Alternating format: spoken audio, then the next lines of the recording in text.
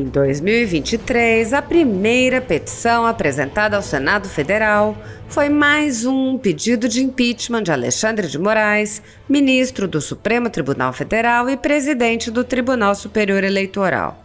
O pedido, apresentado por um grupo de advogados, mostra que o ministro comete crime de responsabilidade ao submeter a maus tratos dezenas de cidadãos por motivos políticos, violando a Constituição, as leis e tratados internacionais de direitos humanos. Na petição, os advogados Daniel Luiz Nascimento Moura, Paulo César Rodrigues de Faria, Lúcia Érica de Oliveira Barreto, Paulo Fernando Alves Mafioletti, Cíntia de Jesus Aires e Marco Aurélio Bacelar de Souza apontam que os cidadãos, escolhidos por Moraes e sua equipe designada de delegados da Polícia Federal, são submetidos a tratamento desumano e degradante, vedado expressamente no artigo 5º, inciso 3 da Constituição. Os advogados exemplificam com o bloqueio arbitrário de contas bancárias, sem ter acesso aos autos, sem o exercício da ampla defesa e do contraditório, além das quebras de sigilo bancário e telemático, sem fundamento dentro da Constituição Federal. A petição aponta que esses fatos foram apresentados em audiência pública no Senado Federal, a qual o ministro Alexandre de Moraes foi convidado, mas não se dignou a comparecer. Os advogados explicam que o ministro Alexandre de Moraes viola também outro direito fundamental, expressamente previsto na Constituição, no artigo 5º, inciso 4, que prevê a livre manifestação do pensamento. Mostram que o ministro censurou parlamentares no exercício do mandato, parlamentares eleitos, líderes religiosos e cidadãos comuns, chegando a mandar prender um indígena.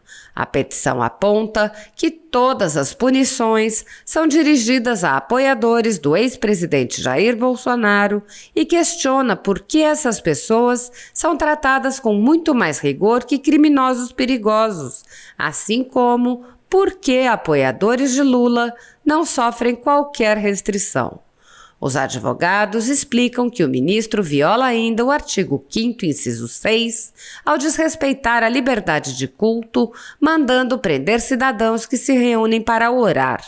Acrescentam que as ordens do ministro ferem igualmente o inciso 8, que prevê: ninguém será privado de direitos por motivo de crença religiosa ou de convicção filosófica ou política.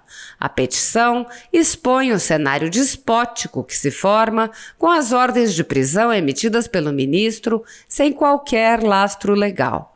Os advogados afirmam: agrava-se o cenário despótico com a privação de direitos em caso da liberdade de ir e vir, mediante prisões em desfavor de cidadãos brasileiros que possuem convicções filosóficas e políticas divergentes em tese do denunciado, ora julgador e ordenador das prisões.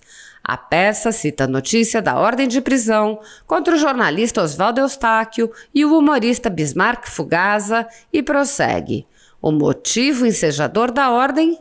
Falarem o que pensam, e esse pensamento ser em prol de um lado político, e só. São apoiadores do atual presidente da República. Isso é um crime? De acordo com o artigo 5º da Constituição, evidentemente que não. Todavia, ao que parece, o denunciado, em tese, persegue politicamente aqueles que não se coadunam com sua forma de enxergar as coisas ou os fatos. A petição aponta várias ilegalidades na ordem. Registre-se que, ainda que houvesse um indício de crime, deveria ser investigado pela polícia e analisado pelo Ministério Público, jamais pela Suprema Corte, haja vista a não ter os citados cidadãos foro privilegiado, onde somente os detentores de mandato eletivo podem ser julgados na Suprema Corte, e b o respeito ao princípio do sistema penal acusatório, onde o juiz não pode ser o acusador e a vítima ao mesmo tempo. Os advogados citam ainda a ordem de operação da Polícia Federal contra um grupo de pessoas sem que os alvos pudessem sequer saber de que estavam sendo acusados. Mesmo após serem submetidos a buscas e apreensões e até mesmo prisões, os cidadãos e seus advogados não têm acesso aos autos dos inquéritos. Dessa forma, os peticionantes arrolaram os incisos da Constituição Federal que teriam sido, em tese, violados, contrariados e desrespeitados por Alexandre de Moraes. Artigo 5º. 3. Ninguém será submetido nem a tratamento desumano ou degradante. 4. É livre a manifestação do pensamento, sendo vedado o anonimato. 6. É inviolável a liberdade de consciência e de crença, sendo assegurado o livre exercício dos cultos religiosos e garantida, na forma da lei, a proteção aos locais de culto e suas liturgias. 8. Ninguém será privado de direitos por motivo de crença religiosa ou de convicção filosófica ou política, salvo se as invocar para eximir-se de obrigação legal a todos imposta e recusar-se a cumprir prestação alternativa fixada em lei. 9. É livre a expressão da atividade intelectual, artística, científica e de comunicação, independentemente de censura ou licença. 14. É assegurado a todos o acesso à informação e resguardado o sigilo da fonte quando necessário ao exercício profissional. 16. Todos podem reunir-se pacificamente, sem armas, em locais abertos ao público, independentemente de autorização, desde que não frustrem outra reunião anteriormente convocada para o mesmo local, sendo apenas exigido aviso prévio à autoridade competente. 33. Todos têm direito a receber dos órgãos públicos informações de seu interesse particular ou de interesse coletivo ou geral, que serão prestadas no prazo da lei, sob pena de responsabilidade, ressalvadas aquelas cujo sigilo seja imprescindível à segurança da sociedade e do Estado. 34. São a todos assegurados, independentemente do pagamento de taxas, o direito de petição aos poderes públicos em defesa de direitos ou contra a ilegalidade ou abuso de poder. B. A obtenção de certidões em repartições públicas para a defesa de direitos e esclarecimento de situações de interesse pessoal. 37. Não haverá juízo ou tribunal de exceção. 39. Não há crime sem lei anterior que o defina, nem pena sem prévia cominação legal. 47. Não haverá penas. B. De caráter perpétuo. D. De banimento. 53. Ninguém será processado nem sentenciado, senão pela autoridade competente. 54. Ninguém será privado da liberdade ou de seus bens sem o devido processo legal.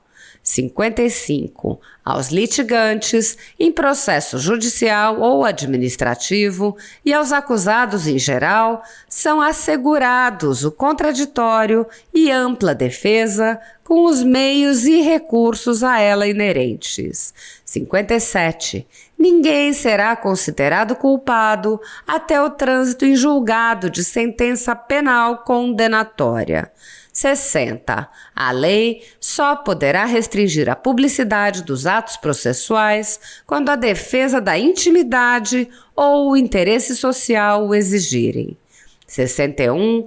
Ninguém será preso senão em flagrante delito ou por ordem escrita e fundamentada de autoridade judiciária competente, salvo nos casos de transgressão militar ou crime propriamente militar definidos em lei. Neste contexto, frisando que Moraes teria violado, além da Constituição Federal, a Convenção Americana de Direitos Humanos e, especialmente, a imunidade parlamentar federal, os advogados solicitaram a punição do ministro do STF com fundamento no inciso 41 do artigo 5º da Constituição Federal, o qual preconiza que a lei punirá qualquer discriminação atentatória dos direitos e liberdades fundamentais. Nesta atuada, os advogados requerem que Moraes seja condenado à perda imediata do cargo, à imediata inabilitação por 8 anos para a vida pública, à imediata pena de reclusão, conforme dosimetria a ser decidida pela condenação apurada em sanção judicial cabível, bem como que sejam utilizados todos os meios de prova admitidos em direito para que sejam alcançadas as medidas pretendidas. No contexto atual do Brasil, muitas pessoas estão sendo tratadas como subcidadãos pelo simples motivo de terem manifestado apoio ao ex-presidente Jair Bolsonaro. Por expressarem suas opiniões, são alvo de CPIs, de inquéritos secretos, conduzidos pelo ministro Alexandre de Moraes no Supremo Tribunal Federal, ou são vítimas de medidas arbitrárias, como prisões políticas, apreensão de bens, exposição indevida de dados, entre outras. No chamado inquérito do fim do mundo e nos inquéritos dele decorrentes, já houve prisões políticas sem que houvesse sequer indiciamento das pessoas presas, imposição de uso de tornozeleira eletrônica e prisão domiciliar em endereço diferente de onde as pessoas moravam, quebra de sigilo de parlamentares, inclusive de um senador, quebra de sigilos de pessoas e empresas, inclusive de veículos de imprensa, censura de veículos de imprensa e de parlamentares, bloqueio de redes sociais, de jornalistas, veículos de imprensa e parlamentares, buscas e apreensões em empresas, residências, inclusive de um general da reserva, residências de familiares e gabinetes de parlamentares, bloqueio de contas bancárias, inclusive de jornalistas, parlamentares e pessoas que sequer são investigadas, proibição de contato entre pessoas que muitas vezes nem se conhecem, proibição a parlamentares de concederem entrevistas, intervenções no comando de partido político, entre outras. A totalidade da renda da Folha Política, assim como de outros canais e sites conservadores, está sendo confiscada a mando do ex-corregedor do TSE, Luiz Felipe Salomão, com o apoio e aplauso dos ministros Luiz Roberto Barroso, Alexandre de Moraes e Edson Fachin. Há mais de 18 meses, todos os rendimentos do jornal estão sendo retidos sem justificativa jurídica. Se você apoia o trabalho da Folha Política e pode nos ajudar a continuar nosso trabalho, doe qualquer valor através do Pix usando o QR Code que está visível na tela ou com o código ajude@folhapolitica.org. Há 10 anos, a Folha Política vem mostrando os eventos da política brasileira e dando voz a pessoas que o cartel midiático quer manter invisíveis. Pix ajude@folhapolitica.org.